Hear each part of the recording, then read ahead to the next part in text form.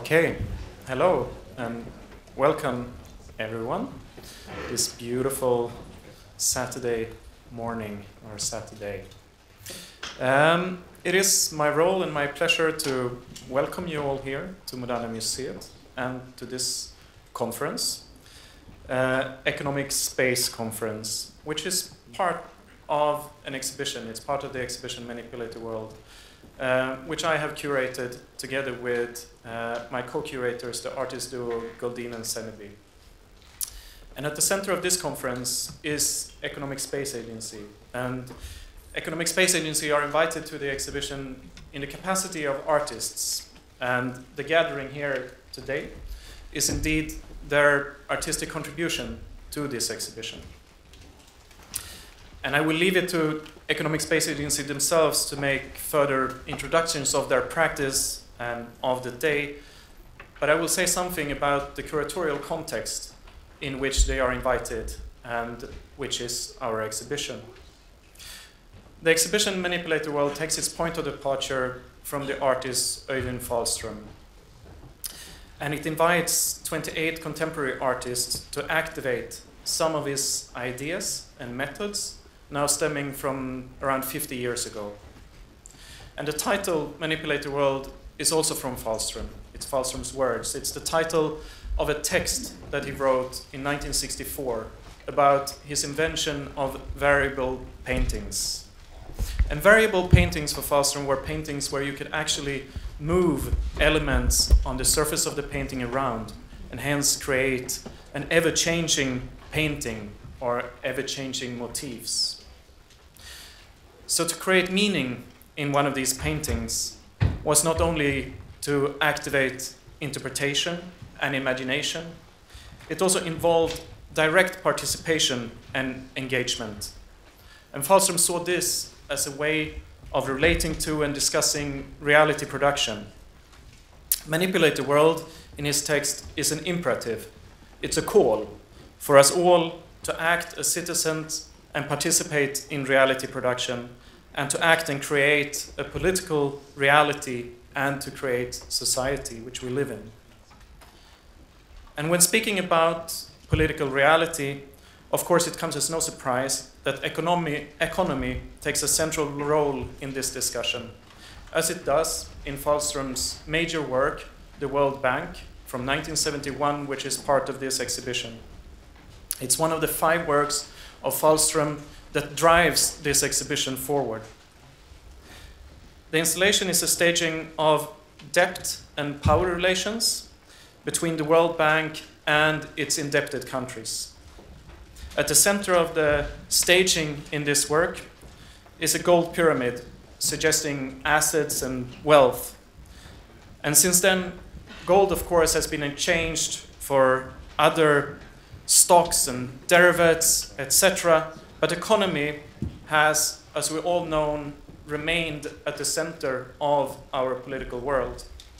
So a number of the works in the exhibition address this reality, from Nuria Goel to Nicholas Mangan, Katarina Piraksiku, and also my co-curators Goldin and Seneby's work for the exhibition.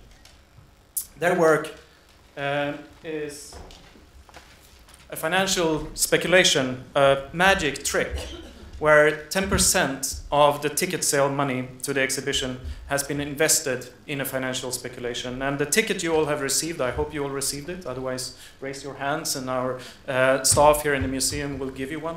It will not only grant you permission to access the exhibition rooms in the breaks and after this presentation, but it's also the physical infrastructure for Goldin and Seneby's work. On the ticket you can read their project, and you can also, at the very end, see that the current value of Serie Magic is a loss at around 90% of the invested capital. So, in brief, this is the context for today. This is the context for Economic Space Agency in the exhibition. And today we ask ourselves, what kind of participation, inventions, and interventions may shift the reality and power relations produced in the economical sphere and in the world. This conference is produced for the exhibition by Moderna Museet in collaboration with Stockholm School of Economics. And before we officially start with this day, I would like to hand over to my collaborator from the school, Pierre, to also say a few words. But thank you very much, everyone, for coming.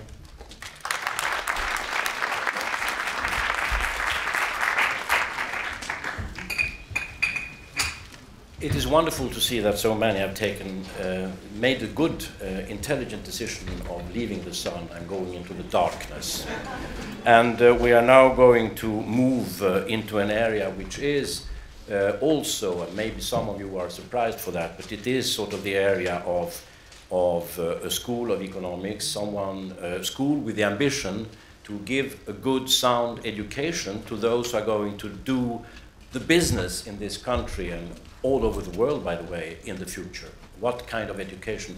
And we try to offer them also, thanks to Moderna Museet, thanks to all the guys here present, we try to offer them an aesthetic education, not of man, but aesthetic education of business people, business women, businessmen. So I would like to start with reminding you all about the third volume in the big work of Luc Boltanski, the French sociologist, on the contemporary spirit of the contemporary capitalism. And throughout this work, which is more and more read and sort of digested by us, also in the business school, there is one basic idea, and that is that change in society comes about through criticism. And the second sort of development of that idea is that change in society came about by social criticism, sociology, indignation over justice, over inequality, and so on. This has been coupled, according to Boltanski's observations already in the 90s, with aesthetic criticism. And the aesthetic criticism has to do with autonomy, has to do with freedom, has to do with liberty, and more existential values. So when we engage in the artwork of the ECSA, it's very much to learn how this aesthetic criticism can affect and how you envisage that it will affect. Now we will meet two teams. There are three teams here. There are you guys, and there are you guys, and then there are you guys. And the last you guys are all the colleagues from the Stockholm School of Economics who came here to participate in the discussion and whom you're going to meet face to face in the intermission out at the small tables. They will present themselves, and there are some presentations of what they are interested in and so on. This is to show that we are engaged in this, and people at the business school, believe it or not, are a multitude of competences trying to tackle what goes on, including the aesthetic criticism and the activism that goes on today. Okay, you guys are the SSE people, then the whole auditorium is going to be part of that, and then, of course, our main guests is the team of Aleksi here. And I can say that we've been through a crypto crash course, well, interpret that how you want, but at the School of Economics for 2 days, intensive, showing how these guys are a team put together of stakeholders in the crypto, basically cultural organizations, artists, and philosophy groups working and trying to continue their work thanks to the crypto. I would like to leave the word now to Aleksi, who is going to present us his crew. I can also say that we have some keynotes, you're all keynotes, but we have Tiziana Terranova, who came from Naples and who's doing research on the media, on the web, and so on. Jonathan Beller, who came with his new book, and you were sort of jet-lagged yesterday, but you were nevertheless very interesting to listen to. And Brian Kwong-Wood, who is from eFlux and who takes part of that. So they are sort of affiliated to the main core group of the ECSA. Leaving the word to Aleksi for the show, I will say that what you have been pointing out all the time here, Aleksi, is that we have, and that is his pitch, there is a window of opportunity in the world of the Bitcoin, the currencies, the cryptocurrencies. According to you, there's a window of opportunity. There is a possibility of going in one direction, developing this into a powerful tool for business as usual corporate finance. And there is also, in this window situation, possible going in another direction, which would be to develop something that is sort of in tune with ideas about the common, the cooperative spirit in society. So it's a possibility, and I don't know if either or and, but this window of opportunity, you were even dating it, saying that it will close in a couple of months. So you be fast, actually.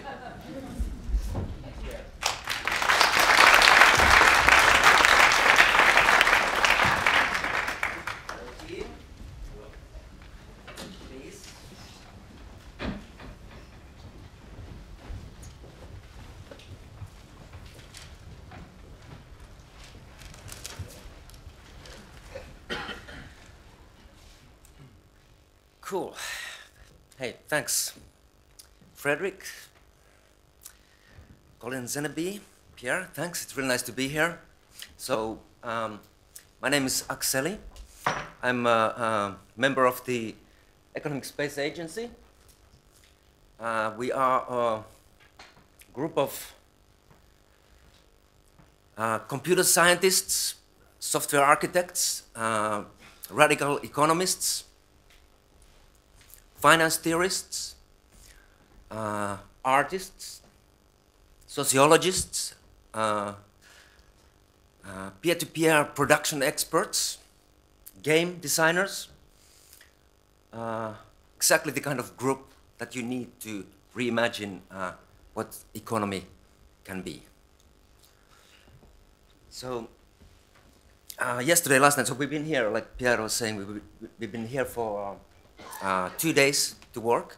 It's like a method. We are a distributed team. We are based in California, Oakland, but also in New York, Helsinki, Berlin, Rio de Janeiro.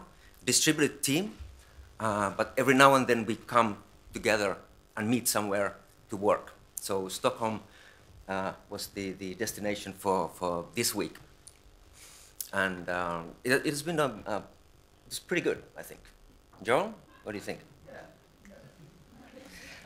Yeah. Then last night we were having a couple of beers after the work, and I was asked that. So what is this this art thing? How does the project relate to art? And I struggled with the answer a little bit, and then on the way home I thought, what often happens that what I should have answered. So I'll try again now.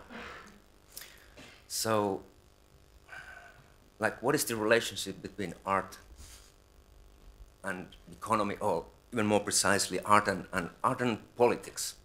So that's not a substantive relationship. It's not about content. So art expressing the views of social resistance or something like that, that's simply not relevant. But where the relationship actually is, it has to do with the creation of something new, of something, new forms of life, new forms of living, and the common ground where they meet is this place where the old forms and the old rules are collapsing, and something new is emerging. So I really think that's the Laura, yes? That's the place where they meet, and that's the way how we are engaging with the economy. I really think that the economy is going to face the same kind of experimentation with form as art already has. So then it's also an interesting question, like how do you recognize these new forms? So what are these new forms? And there are a couple of guidelines for that. I mean, I was in the morning looking at the Duchamp collection here. It's pretty good. Like how do you recognize a new form? It causes problems. These new forms, they cause problems to the old ways of understanding, the old meanings, the old distinctions, as if they kind of didn't fit within the existing vocabulary, existing like doxa, the common sense that we have. And in that sense, they express the inability of the existing concepts and existing language to existing words to express what they point at, what they invent. And in that sense, they are like these rebel elements that do not mean anything. They don't operate on the level of signification. They don't mean anything, but they only function. They only function and reveal. And what they reveal is the limits of our current understanding by demonstrating something that doesn't yet have a voice. Yeah. So this is what I was thinking this morning about art. So, yeah. I'm going to start with a short video clip. Let's go for it. Okay. And I have a title for this one because it's really important to understand where we are coming from. That there's a long radical history in distributed secure computing and politics, kind of from where we are coming from. So I'll start with a short video clip. Here on your sorry, this is raw material. We haven't had time to really edit it yet. We just shot it a couple of months ago. So the green screen is that's why there. And on your right, on your left, you have Mark Miller. He's one of the old crypto gods. He's as important to the development of smart contracts as Satoshi Nakamoto, Nick Szabo. He's like one of the guys. He was the one of the key people in the project Xanadu, which kind of was the idea of internet before the web. One of the key architects. He's super important guy, and he's been helping us. And he's the father of kind of a very important guy in the development of cryptographic object capability programming. And the other guy is Bill Tulloch. He's Mark's technical writer, and they've been working together for 29 years. And Bill is right now working with us also on our white paper, which we are going to publish pretty soon. And they have been very important advisors to the project. So let's go. Start with the clip. It's about 5 minutes. And okay, so what they're talking about here is, Mark is referring to Ted Nelson, who is the founder of the project Xanadu. And then they're talking about the invention of public key cryptography. Very important.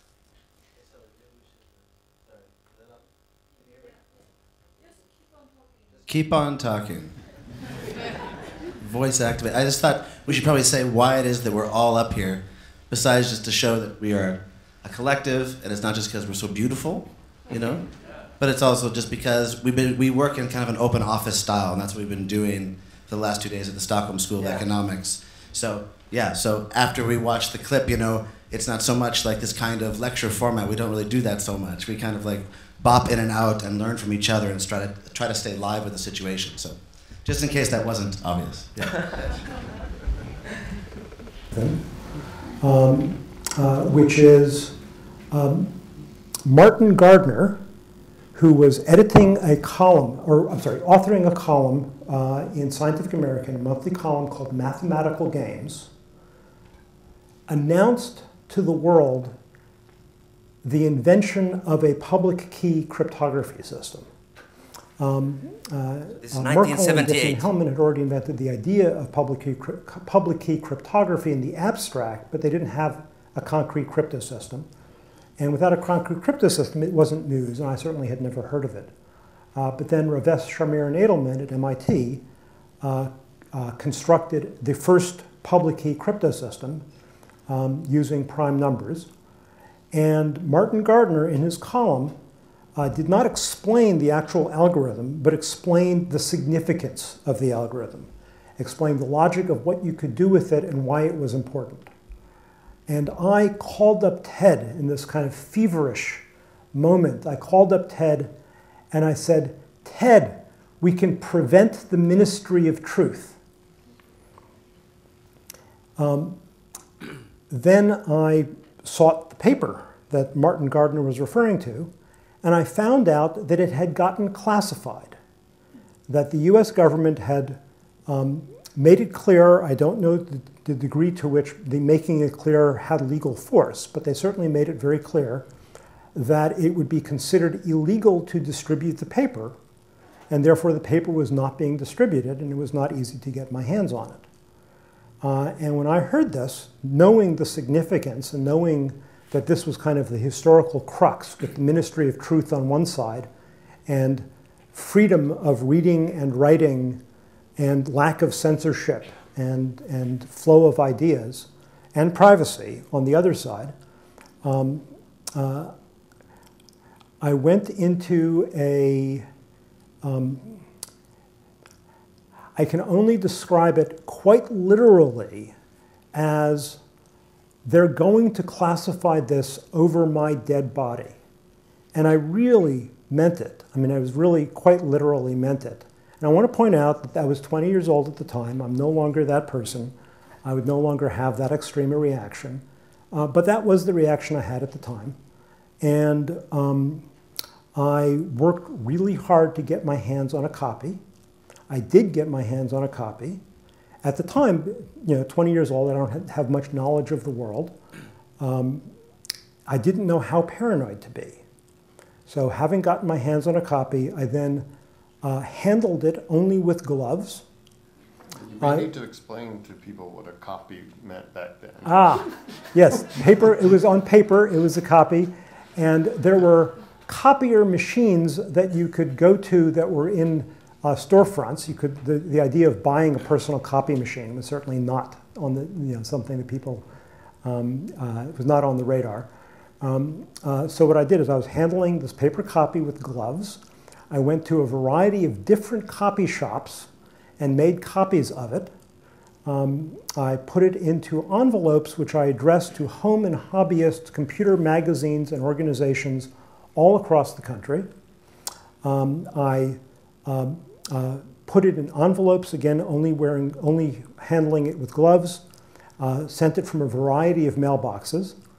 And I also handed some copies to select friends of mine, telling them, in all seriousness, if I disappear, make sure this gets out. And that was just very straightforward. It was morally just completely clear this was the thing to do. It never hesitated. Years later, I actually met some of the people who received these mysterious envelopes in the mail with this technical paper and no cover letter and no explanation. And most of them had no idea what it was or what it was about or why it was significant. Some of them did. But in any case, for whatever reasons, there was also this big revolt in academia. People really fought back in a public way very, very hard about the classification of this document. And at some point, the government changed their mind. They gave up, and they said, yes, you're free to publish. Now, the reason I remember the February 1978 date of publication is I should say, this is how I remember it. It was 40 years ago now, so somebody should double check this. But publication delays, at least at the time in communications of the ASM, were like 18 months. After they declassified, it was the very next issue that carried the paper. The people running communications of the ACM knew this had to get out right now. And there was no question that the paper was of sufficient significance and quality, that there was no reason to hold it back. So That was, for me, a very formative experience.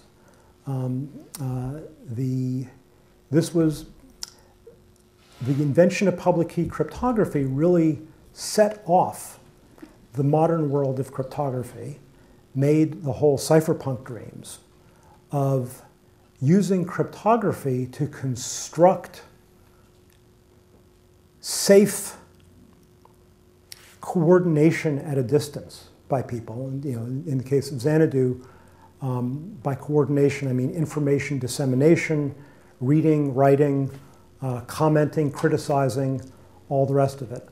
But to do it in such a way that it's beyond the reach of government, it's beyond the reach of corruption, it's beyond the reach of coercion, and it's preserving of privacy, that we can create freedom and privacy as a technological fact, not no. That's it. Freedom as a technological fact. That was like the cypherpunk dream. What he's referring there. That can be referred as the cypherpunk moment, really. Like, would it be possible to create this self-sovereign space where everyone is equal, where you could go like you could be anonymous, you could do whatever you want, you could talk, say whatever you want. Could this be possible? And this is what they were after. Now, from our perspective, this is super important, and this is also our kind of interest to this exhibition, because what Mark is talking there about is that you need to have this freedom of expression, and they were ready to do anything to guarantee it, but it has turned out that it's not enough. We can, like the infinite access to expression, we can express ourselves as much as we want in Facebook, in Twitter, in social media. That has not guaranteed the freedom, or the struggle of freedom is no longer on that plane. Why? Because the tools of finance and economy have remained centralized. And that's why we, what Wallström is saying here in the exhibition, that, manipulate the world. Everybody should have the shaped by your participation, your imagination, by your play. That's how, with your expression, you should be able to manipulate the world. What we want to do, or we are like taking it to the next logical step, to the next logical level, also to the field of finance and economy. Yeah? John, you want to say something? Yeah. Can you hear me? So we want to this is what we want to do. We want to, other way to put it, like we want to profanate finance. We want to like bring it back to the common play, common use and play. I would just add to that, and I think it's so important. But the decentralization of authority over expression, which the World Wide Web was a central part of, and cryptography tried to secure, was not a guarantor of equality. I mean, that's kind of the situation we're facing right now, without the decentralization of finance. So in a way, the making productive public free expression or discursive practices for an cumulative financial strategy created the same kind of financial concentration as prior regimes benefited from. Yeah. So this is what we want to do. We want to like bring on finance, take it on, play with it, finance and economy, like profanate it, bring it back to common use and play, which brings me to our one of our key theses, which is that massive amounts of assets and value are about to start moving peer-to-peer.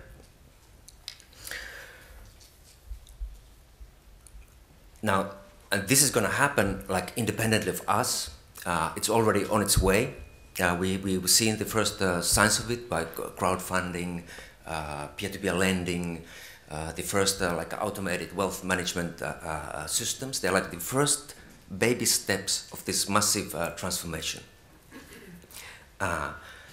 Especially we are moving now when we're moving from the internet of information to the internet of value. And every one of us, each individually, collectively, we will need to find a way to relate to this change. Now, there are a couple of really important like attractors which are driving this change. Or this is like our analysis of the situation. Number one, production of subjectivity. Now, this is what Pierre was referring to. We really think that economy is an aesthetic. It's much more about the production of subjectivity than production of commodities or services today. Now, from our point of view, the weakness of the existing economic reality is precisely here. It is weak in the production of subjectivity. What do I mean? Well, for example, you look at the values with which work was once invested. When you work, you get income. Income guaranteed. You get social recognition. You get meaning and confidence in your life and in your future. These are long gone. They're no longer there. Employment. I mean, there's presidential elections going on in Finland right now, and I was listening to the candidates. Everybody was talking about jobs, creating new jobs, employment, even if they have no clue where the old ones have disappeared. And so employment, they talk about employment, wages, defense of welfare state. I mean, this should touch you, your subjectivity. They should connect to you, but they don't mean anything to me anymore. Why? Because they don't open into anything. They don't like. There's no. I don't feel any possibilities there.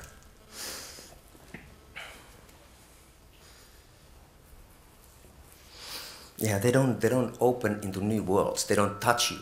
This is the weakness of the existing economic reality. It's weak in the production of subjectivity.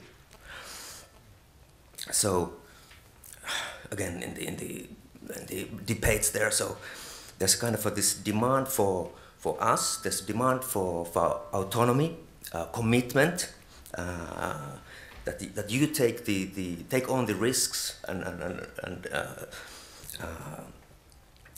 while at the same time there's a decline of wages, precarity, unemployment.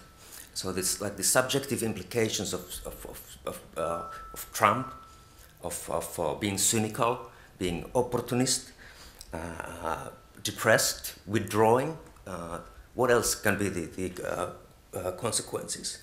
And when we think about how the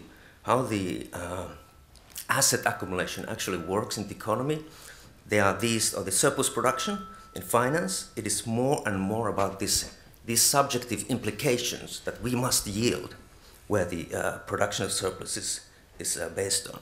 So in this sense, it's absolutely true that production of subjectivity and economy go hand in hand, or that Can I say something to that, Aleksi? You can. Yeah. I think that you're right. The production of subjectivity is weak, and you can see that in the way that the kind of the gamification of something like Facebook, it bleeds out, that banality bleeds out into everyday life. But if you already have got a chance to see the exhibit and the Hito Steal video, at a certain point they say, she has a thing that says, "This is not a game, this is reality." And Frederick mentioned, we want to be interested in producing reality, and so like turning that flow around and actually going into those platforms and letting those produce things for all of us in real life, instead of us serving those platforms and those kind of that other flow of that banality, right? Yeah. That like just shortening and flattening of our subjectivity. We want to go the other way. Yeah. And you can also put it in kind of practical terms, like if you think of your possibilities, if you take now an average Joe, whatever, a young person, let's pick somebody 20-something, and you think of their possibilities of what can they do in terms of partaking society, in terms of partaking economy. Of course, it's a complicated issue. Well, first of all, you can note that they have less assets to begin with than the earlier generations, which they have less access to loans. Actually, startup funding is drying up like especially in US, there's less and less money going to new startups because it's mostly circulating in algorithmic investment because that produces more money. So no reason to really invest so much in startups. And also there's less jobs. So each of these areas is dwindling. And that can kind of produce, I think you can look at that from a perspective of rights. Like it's not rights in the sense of like a legal citizenship or something, but it's your right to do something. And that's becoming limited. And when that becomes limited, you get less possibility of subjectivity, and therefore you get less subjectivity into the world and less variation of production. Yeah. It could be even sort of, if you say like, keep on. Do you want to? Polström's point was to manipulate the world, but if there is no one to manipulate, you have the subjectivity to manipulate the world, that sort of even strings it further and further. Yeah, exactly. So our like a wager is that what if an act of finance or act of economy turned out to be that new possibilities are opening to you, that it would become like a place of creation? Would it? I mean, we are playing on the asking on the level of the production of subjectivity. Could we start to change this affective emotional relationship to finance?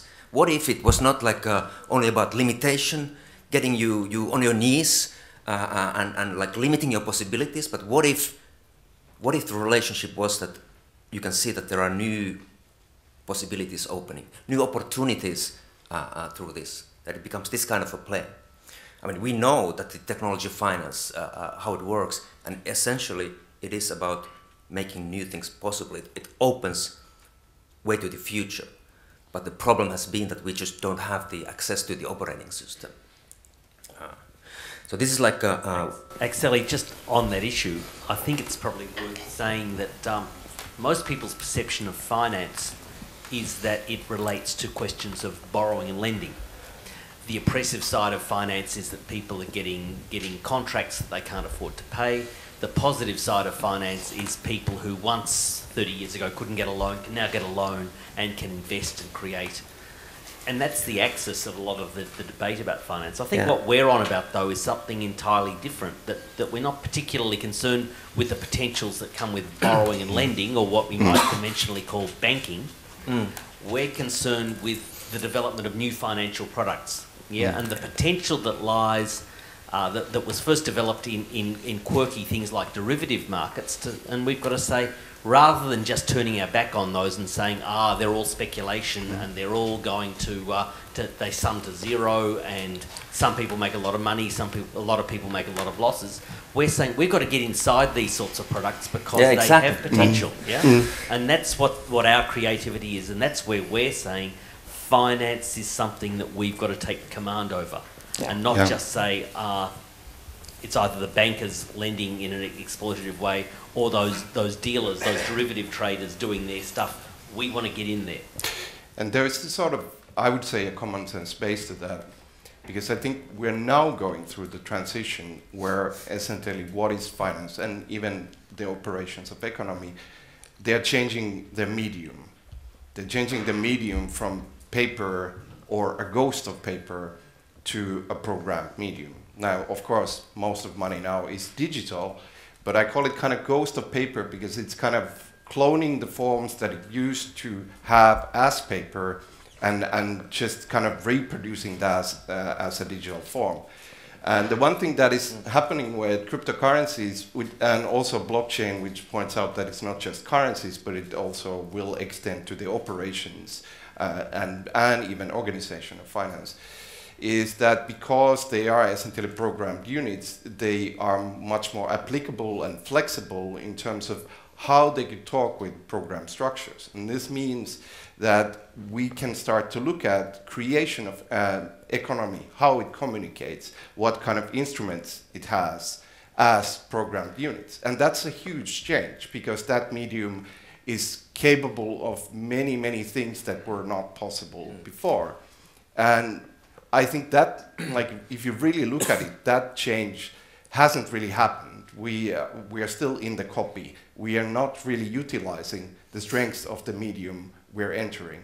And that points out why this is possible, why it's actually possible to look beyond loaning and look beyond the basis of banking and look at the whole instrumentation of finance. And yeah, this is the point number 2.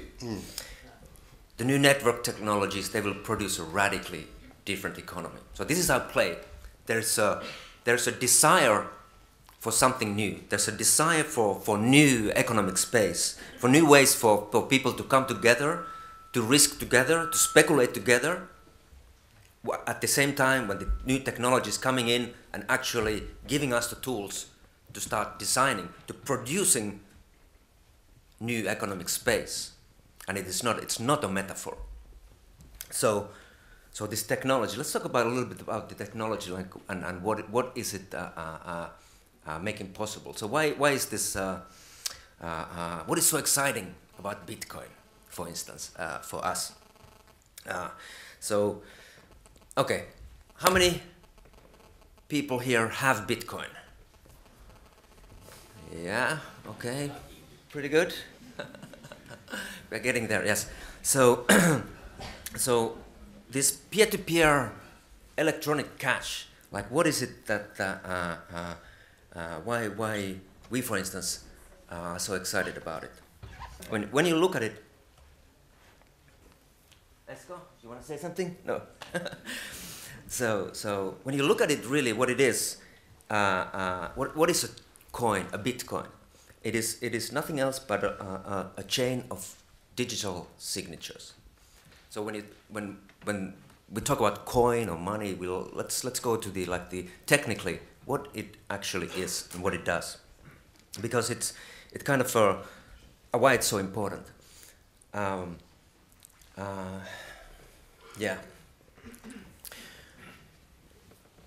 From where to start now?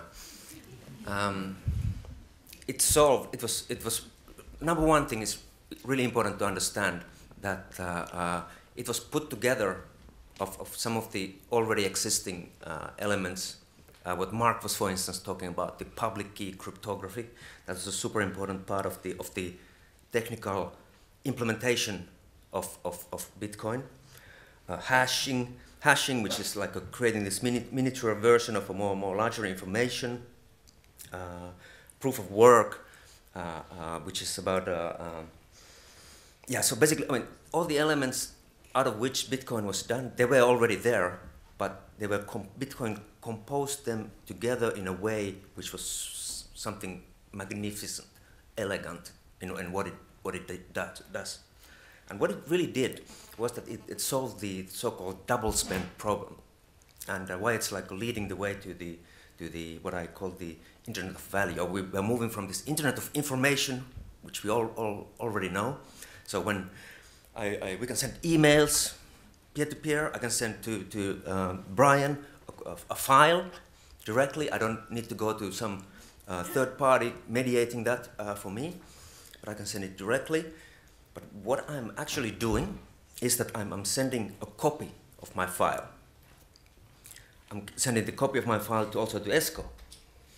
But this does not work with value or money. If I send a copy of my money to Brian, I could send the copy also to ESCO, and yeah, it doesn't work like that.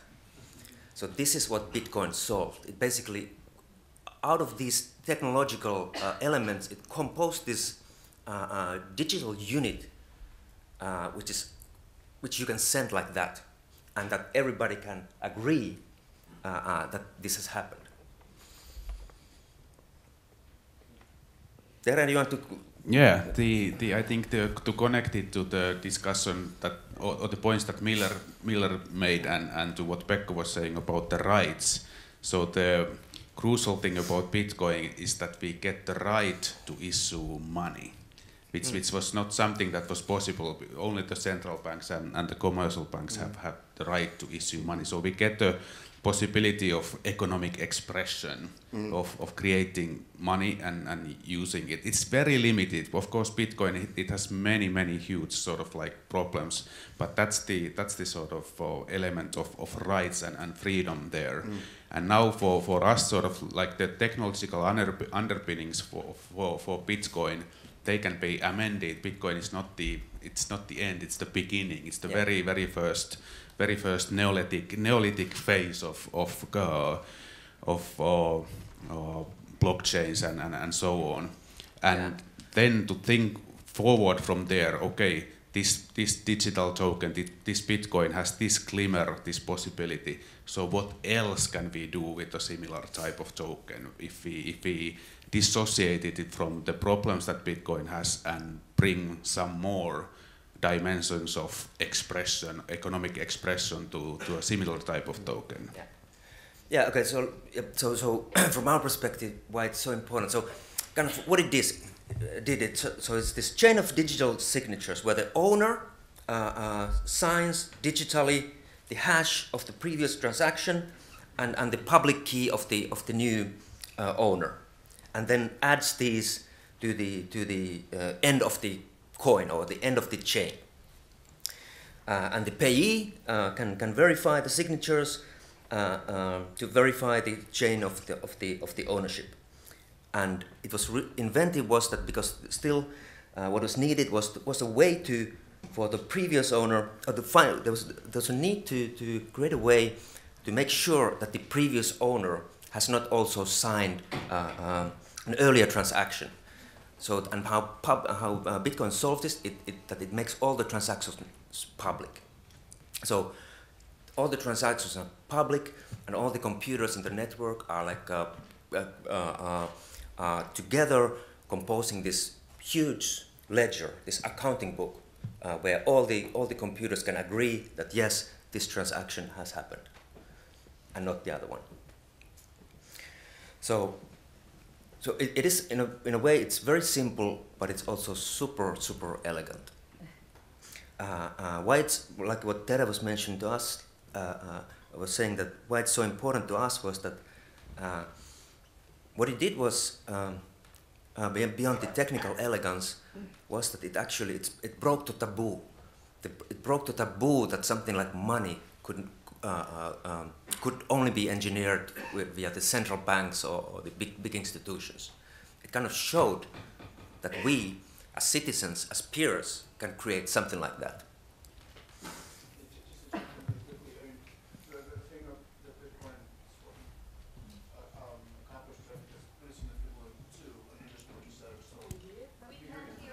Please turn on the microphone.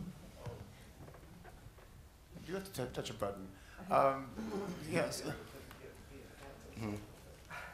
Account was the word that I wanted, actually, because it was a decentralization of accounting that Bitcoin accomplished so decisively, and where an account wasn't under the aegis of a central authority any longer. So between the decentralization of accounting and also of issuance, it became possible to create non-national money. And the non-national money means that you shift the center of mass, or the guarantee of value for a financial platform, away from the nation state onto the computational register. Yeah. And so we see actually when is the really big important spike in the use of Bitcoin. It happens when Visa, MasterCard, Western Union closed down the donations to the WikiLeaks.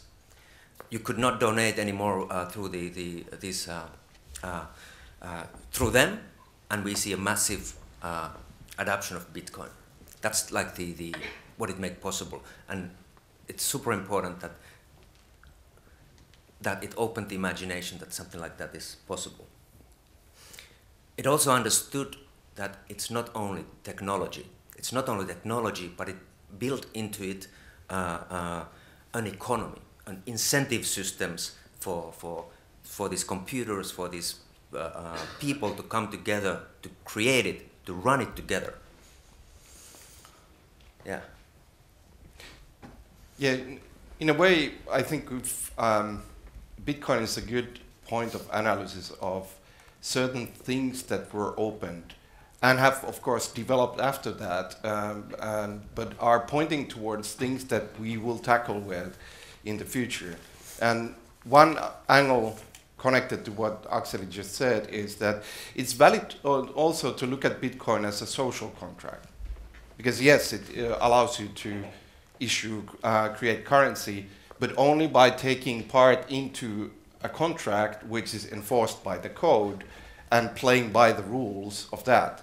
So as much as it's a program, it is a social contract with all the people, and by using or taking part in it, you're also agreeing to its principles. And this is also an area which in itself grows and opens up so many different avenues that go well beyond Bitcoin. Yeah, let's go there a little bit. So Yeah. what happened then after Bitcoin? So pretty soon, the fourth important part there was that it was open source. You could fork it. Basically, you could clone it. And then in the next development step, we saw that a big number of new coins forked themselves out of Bitcoin and cloned them, changed a little bit, a couple of things, and I don't know how many there are at the moment, around maybe hundreds. Well, yeah. Many. The first more important ones was a name coin, which is basically same thing. It does same thing that Bitcoin, except it's like operates as a name registry. So you can put some more information there. Then was the colored coin, was the next really important one, which showed that you can actually attach color to the coin to make it more specific, and that you can actually make it represent other kind of assets. So Estonia's e-residency, at least in the beginning, maybe still is running on a hack of colored coin. Yeah. So it's a blockchain-based structure. Yeah. So then I mean, and this is like 2013 when we really got involved in the scenery, and there were then the next development steps were concepts, the master coin, counterparty, which were kind of for similar things, but they were like meta coins, which were running on top of the Bitcoin protocol. Like they attached another coin, like to the information of in the Bitcoin, and used the Bitcoin network to transfer themselves. And this was like a super interesting development from our perspective, and we really got into it. Then this development led to the next phase, like the second generation of the blockchain technology, and something called Ethereum came up. This was we got the hands to the Ethereum white paper in December 2013, and it was published in January then, and it kind of blew our minds. Like what is this Ethereum, and what they were suggesting. So idea there was that how about if you use this kind of an architecture not only to facilitate these electronic payments, but what if you could use it to run applications? So to put it very simply, if Bitcoin is a massive accounting book, it's a ledger, it's an accounting book which all the computers in the network together run and share. What Ethereum did, it turned this ledger or this accounting book into a computer. So, and the difference between an accounting book and a computer is that computers can run programs. They can run what I call the smart contracts. Pekka? Do I have to explain smart contracts? Okay. No. I could. This is normally how it goes. Yeah. So what happened is that now it's no longer about just sending a Bitcoin or making a transaction, which is over in a minute, but now a more complicated space, more longer-term, multi-dimensional space between people opens up for design. This is what we call the economic space. Aleksi, can I just say something? Yes, you can. Because I'm aware that we are running out of time. I've got to say to you, there are two things that really bug me about Bitcoin, and it applies to Ethereum too. The first one is that I don't own any, and that's my big bugbear about this system. The second thing, though, is that at least in popular understanding, these coins are used for trading. You know, that you buy and sell stuff with Bitcoin, or that you know, where I come from, Australia, the Australian Stock Exchange is about to move on to blockchain so that people can buy and sell more simply, lower cost, no need for the state to intervene. And that's important, but I think what we're on about that makes our project so much different is that we're saying we're interested in producing stuff and how people produce stuff. We're not just interested in trading more efficiently than the previous markets enable to happen. So what's really important for us, I think, that comes out of this technology is that we can invent new units of account, new means of measuring. We can invent new, excuse me, instead of having to run an economy that's based on profits, the pursuit of profits and costs and revenues all defined in terms of profitability, we open up the possibility that we can define our own goals. We can produce our own currencies and embed in those currencies our own objectives. So whatever positive, affirming social goal you can think of, we say we can embed that in a currency and help you to run an organisation that seeks to maximise your performance in terms of the goals that you've set for yourselves. And I think that's what's so massively transformative, at least about the space agency's conception of blockchain. Yeah, and to continue a bit on this, like, I think the tone of what is presented here is not, look guys, this is great. It's not that. It's rather, look, this is important. There is a lot of critique one could put to the kind of exploitation structures, simplified thinking, actually very simplistic social understanding that is present, for example, in some of the Ethereum development. And we could fill this with critique. But I think the key thing to take here, and why we want to highlight this certain point, is the point that this is important for what's to come. It's important because it's opening certain social possibilities, which, like coming to the point of the window of opportunity, we could employ in many fashions, including strengthening the status quo. So there is a lot to criticize here, and we're not here to foam about how great these things are. But I think we want to say generally, there is a lot of importance here, and it's a cultural question for us to understand what we, all of us, as a culture can potentially do with the starting points that these things have brought about. So there's a lot of things to understand, and I mean, imagine that you were in Cabaret Voltaire in 1920, I don't know, 18, 17, 16, and you were for the first time participating in a Dadaistic meeting. And imagine you met Braque and Picasso talking about Cubism.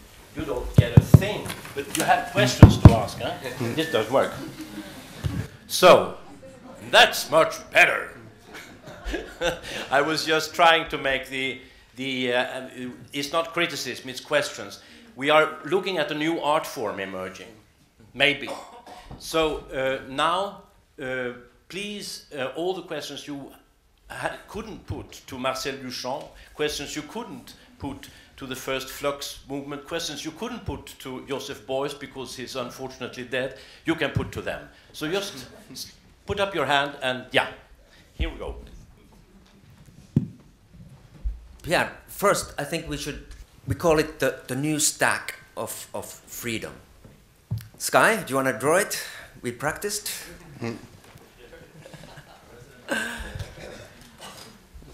So first of all, on the stack, we are building three things.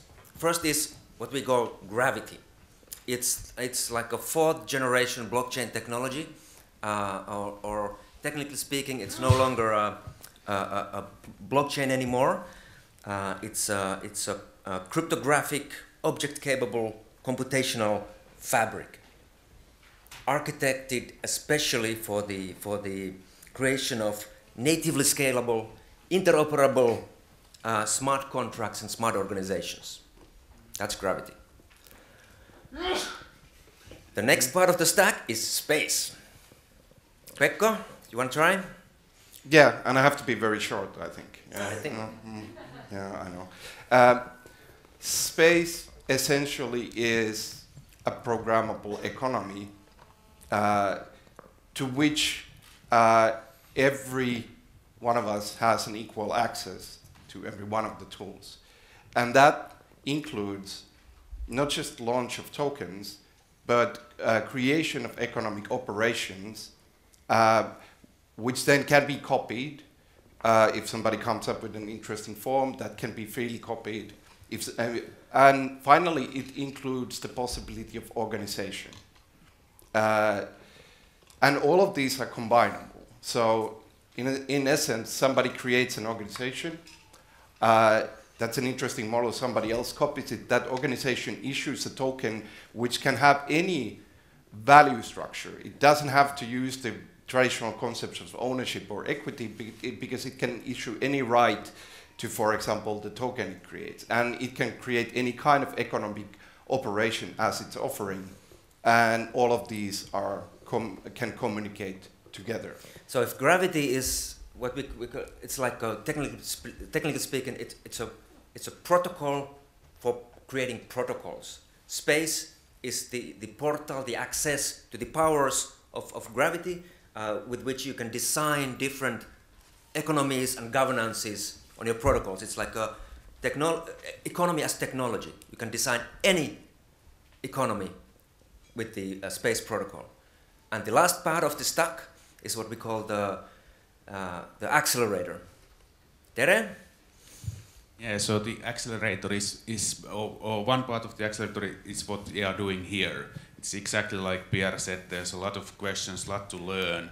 So the accelerator is the place to co-learn and co-design these new possible economic spaces, to learn from each other, to come together, bring the best aesthetic, technical, whatever expertise we need together to work on new economic space.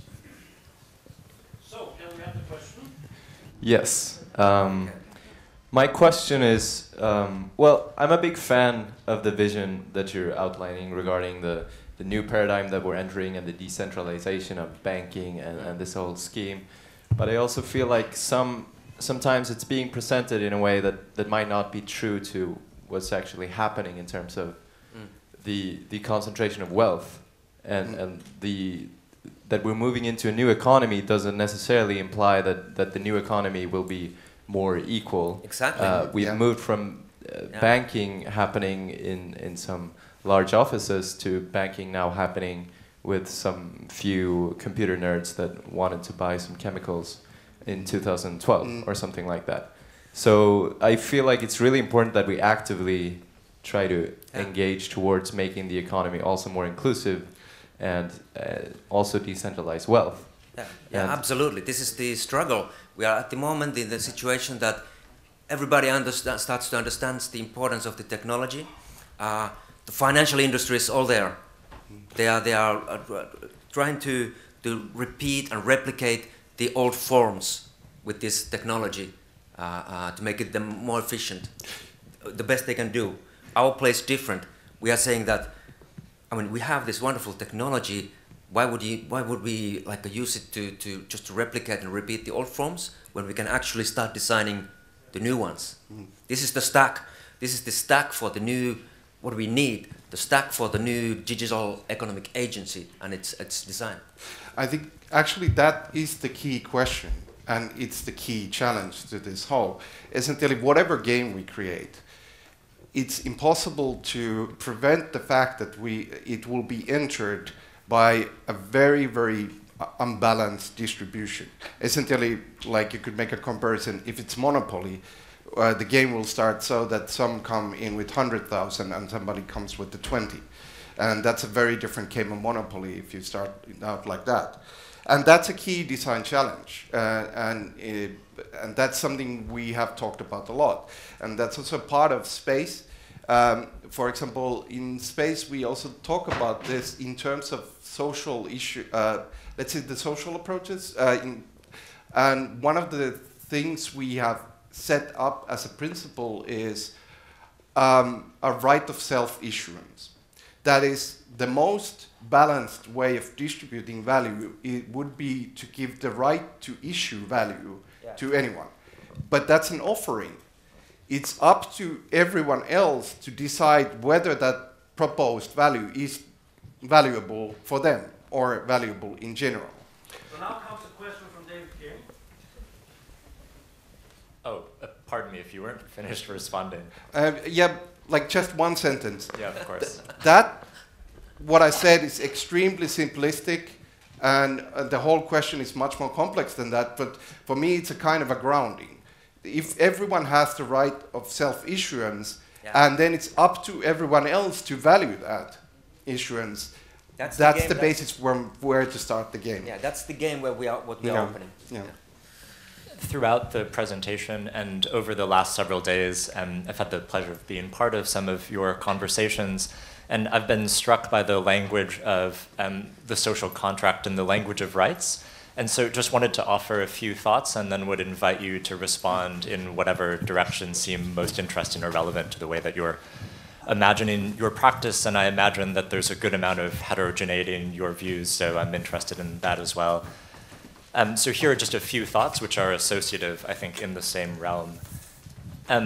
One, there's been a kind of conversation about rights of property and rights of ownership and the ways in which these might change kind of in these new possibilities. And there are ways to interpret that that are quite radical, and there are ways in which to interpret that are quite conservative. So for example, if we imagine in the Anglo-American tradition that we as property owners hold some bundle of rights, which include the right to lease and own and sell and exclude and attach a covenant, we might imagine that in a world of self-issuance, these rights fundamentally change, or rather that we're part of a social contract in which we've collectively decided to alienate these rights, but we still basically hold them. There are these kinds of first-order rights which very quickly point back to deeper notions of human flourishing or the human, whether it be around rights like the right to participate in cultural life, or very deep notions of who we are as humans and the kind of basic moral being. And then sort of around this, there are sets of questions about how thick a social contract needs to be for promising even to be possible, and then a set of questions that are around the ways in which technologies have put pressure on received notions of the human that sort of underpin any number of these moral philosophies. And then there are rights, of course, which relate to the commons, and that's a sort of different set of questions as well. Know that there's a lot there, but the language of rights is so evocative, and again, cuts in so many different directions. And so would just love to hear your reflections about the sort of traditions of thinking about rights on which you're drawing, the ways in which you think your practice might preference one over the other. A truly open-ended question, and would just be curious for your thoughts. So this is another kind of art, the legal art. Yeah, so basically we work closely with it's very important part of the legal architecture of this what's going to happen next. It's becoming like a creative area too, but that's a huge area to dive into now. Yeah, it's a very big question. Maybe one thing one could say about this, it's actually an area where there is a kind of overlap between, let's say, how these digital systems could understand the organization and how we could somehow see towards that from the human end. And that is the sense of a capability the capability in a computer system is a kind of a right in the network. Like somebody has a capability to write into a file, etc. And I think that's starts up this sort of possibility of using that system as a reflection towards what kind of right systems could be born out of there. But because it's such a huge question, it's also something I don't think we should say that this is the final form how it should be. But rather I think what we should do is create a playing field, invite as many people as possible to figure out what kind of situations happen when we come to kind of modular rights, when ownership breaks down into different units that could be collected in any fashion and so on. That's really for all of us to solve. I've got another question there. Hello.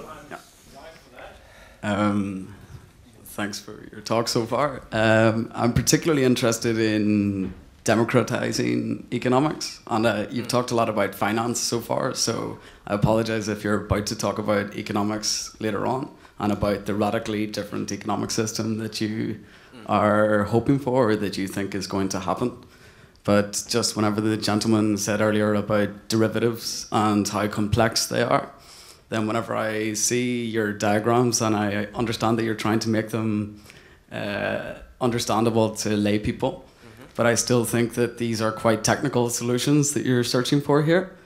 And it runs the risk of perhaps excluding, like the gentleman over there said, excluding a lot of people from the new system that you're creating. And if we look back at the financial crash in 2008, a lot of the reasons behind that were because bankers no longer understood exactly what they were doing. And with these technical solutions, do you ever sit back and think, is what we're doing right just because you can do it? Should you be doing it in the first place? And then secondly, just if you're going to talk about it later, I'm really interested in environmental issues, and especially if you're going to talk about the social changes that you're going to have, I would love to know how you think this new economic space is going to provide answers to some of the environmental problems that we're having at the moment. Thanks.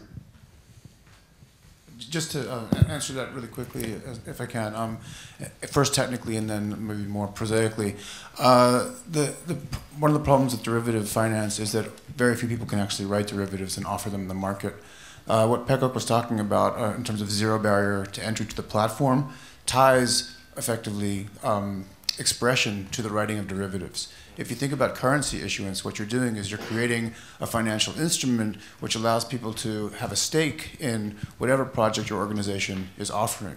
And the token issuance becomes a trace or an archive of the relationships in that organizational structure and movement. People can invest in that, right? And people can be paid in it. It can be a way of concretizing social relations which are programmable.